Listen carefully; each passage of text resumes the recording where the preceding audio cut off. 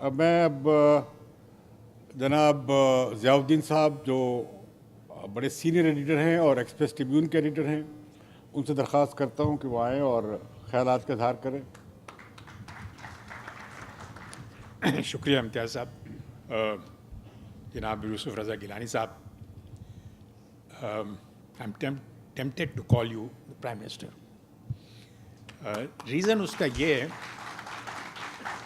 کہ میں نہیں سمجھتا کہ میں نے آپ کی ساری جو ڈیولپمنٹس ہوئی ہیں between you and the supreme court, میں نے بڑی کلوزلی فالو کیا ہے. میری ناقص رائے میں آپ نے کہیں کنٹمپٹ نہیں کیا.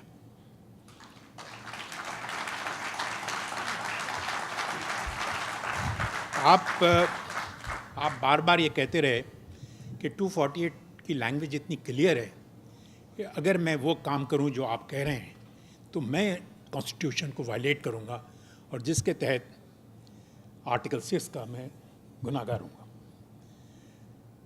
اور یہ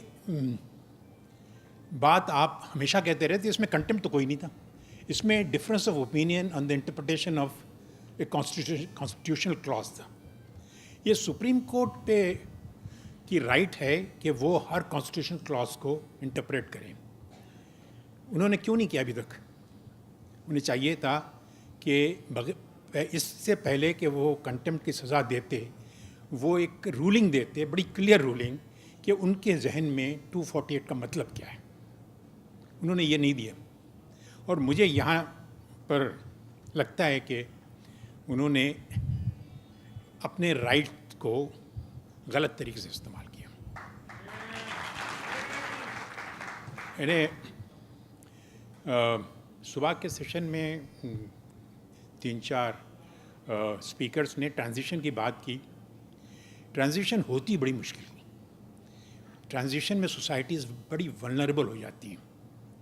جب ہم کالونی سے انڈیپینڈنٹ کنٹری بنے 1947 سے لے کے 1958 تک, اتنی کیوس رہی سوسائٹی میں, اتنی گڑبڑ رہی. انسٹیٹیوشنز بن رہے تھے اور اس انسٹیٹیوشنز کی ہر کوئی چاہتا تھا کہ بھئی ہمارے پاور زیادہ ہو جائیں.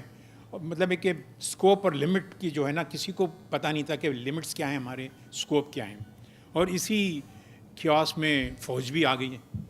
اور ایک دن فوجی چیف نے سوچا کہ بھئی یہ تو بہت ہی زبردست قسم کی گڑبڑ ہو رہی ہے اس ملک میں, کہ ملک ٹوٹ ہی نہ جائے, تو میں آئی set every thing right.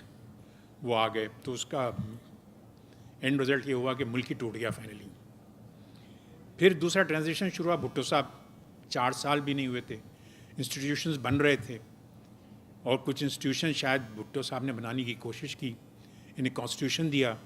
Constitution کے under that constitution most of the institutions were being built. اور اس کی کیوس, اس میں جو ایک دوسرے کے ساتھ رسہ کشی تھی, وہ that ended up again as I said کہ ولنریبل ہوتی سوسائٹی. ایک ایکسیڈنٹ ہوا, جنرل ضیاء صاحب تشریف لے آئے. اس کے بعد 1988 میں وہ جو کچھ بھی انہوں نے ہم پہ مسلط کر کے وہ گئے, اس سب کو شولڈر کرنے کے لیے, اس سب کو کے ساتھ کوپ کرنے کے لیے, ان ساری چیزوں سے, ان ساری خرابیوں سے ایک نئی ڈیموکریٹک گورنمنٹ آئی.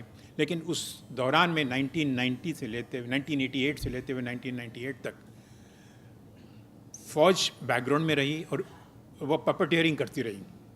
اور کسی سویلین گورنمنٹ کو, جو اگین وہ ٹرانزیشنل پیریڈ تھا, کسی سویلین گورنمنٹ کو انہوں نے تسلی سے کام کرنے کا موقع نہیں دیا.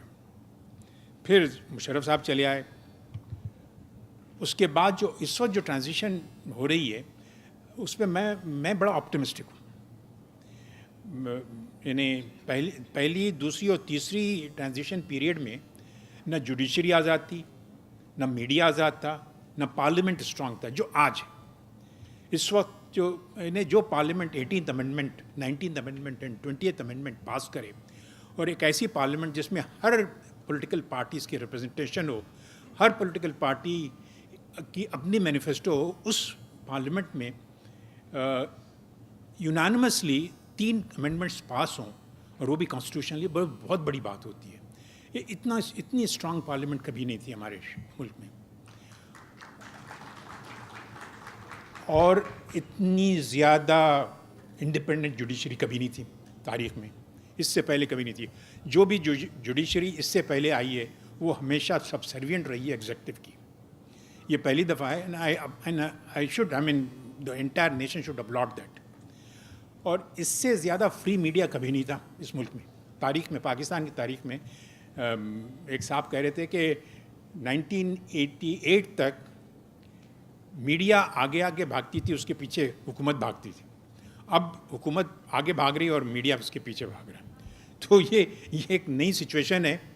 آئی applaud this freedom of the media, independence judiciary, strength of the parliament.